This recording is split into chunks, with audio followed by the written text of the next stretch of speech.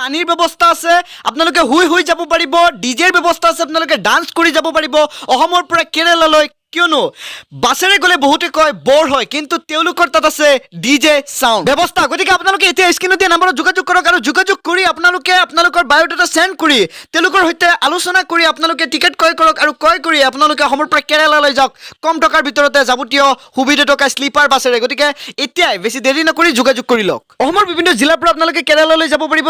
জিলাসমূহ হৈছে Baksa, Barpeta, Biswanath Chariali, Bongaigaon, Cachar, Charaideo, Chirang, Darrang, Dhemaji, Dhubri, Dibrugarh, Dima Hasao, Goalpara, Golaghat, Hailakandi, Hojai, Jorhat, Kamrup, metro, Kamrup, Karbi Anglong, Karimganj, Kokrajhar, Lakhimpur, Majuli, Morigaon, Nagaon, Nalbari, Sivasagar, Sonitpur, south Salmara, Tinsukia, Udalguri, west Karbi Anglong, Bajali আৰু তামোলপুৰ আদি ঠাইৰ পৰা আপোনালোকে অসমৰ পৰা কেৰেলালৈ যাব পাৰিব কম টকা কম সময়ৰ ভিতৰতে যাৱতীয় ব্যৱস্থা থকা শ্লিপাৰ বাছেৰে।